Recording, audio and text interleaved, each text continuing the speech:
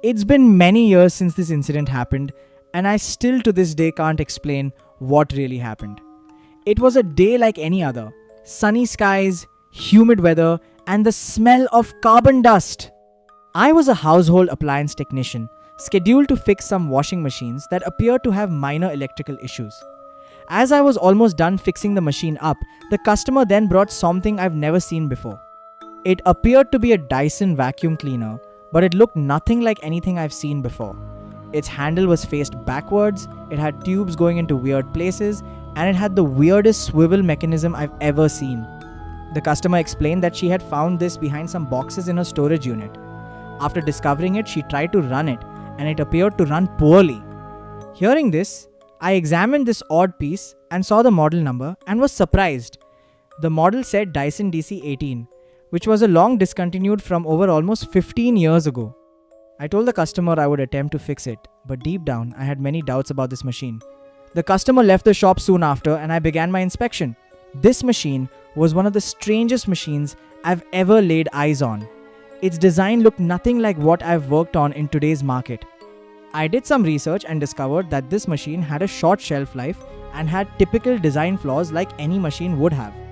However, as I continued to dig deeper, I noticed strange incidents people posted about how the machine seemed to have pipes that went on forever, or wires that went into impossible places, and even strange noises coming from those inner workings. Reading this, I felt a little disturbed, but nonetheless I got my tools out and began working on the machine. I plugged it in and was immediately startled. As I plugged the machine, the metal prong suddenly released a shock of electricity that burned my hand. This made no sense because the machine was not turned on and no electricity should have been being produced at this time. Slowly I walked up to the machine and with my hand trembling pushed the switch. Nothing.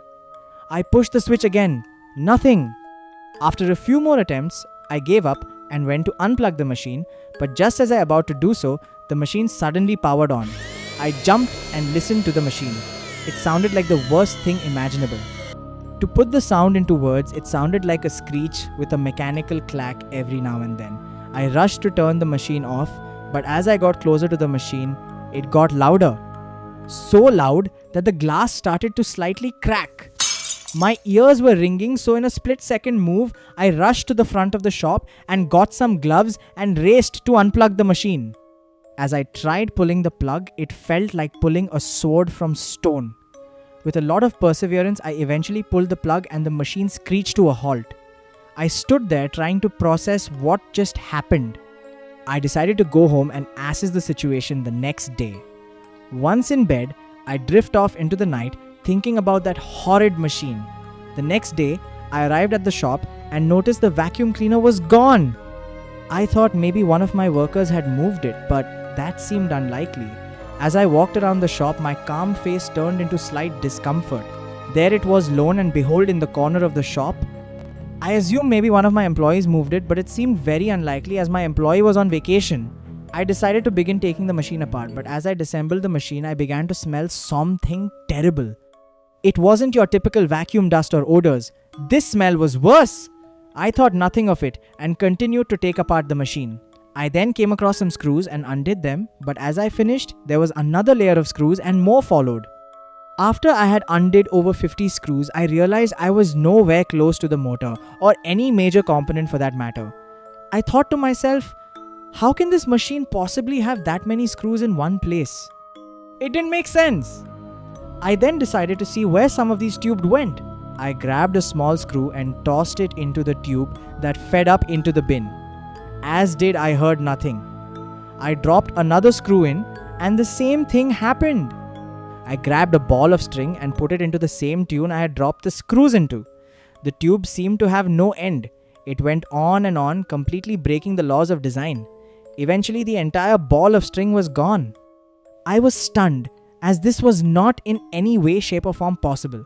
I eventually tried to call the customer and tell her this machine could not be fixed, but she never picked up. I tried again, and this time I got a message saying that this number was no longer in service. Eventually, I just decided to throw the machine in the dumpster and never look back. As I heard the metal clack, I knew my troubles were finally over. But unfortunately for me, it was only far from over.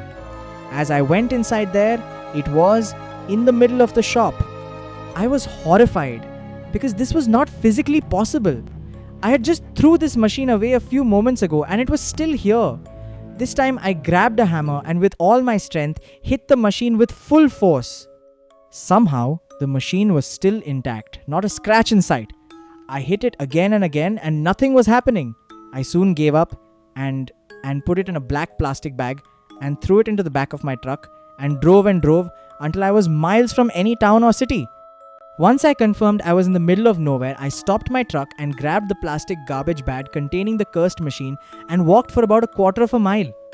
I then grabbed my notepad and made a note in case anyone ever found this machine, and that note said simply, "Beware, as this machine could possibly bring unwanted attention or discoveries into your life." I then tied the knot to the garbage bag, and to ensure no one would ever find this machine, I buried it in the dirt.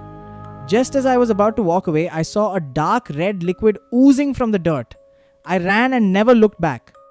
I got back to my truck and sped off into the night and prayed no one would ever find that machine.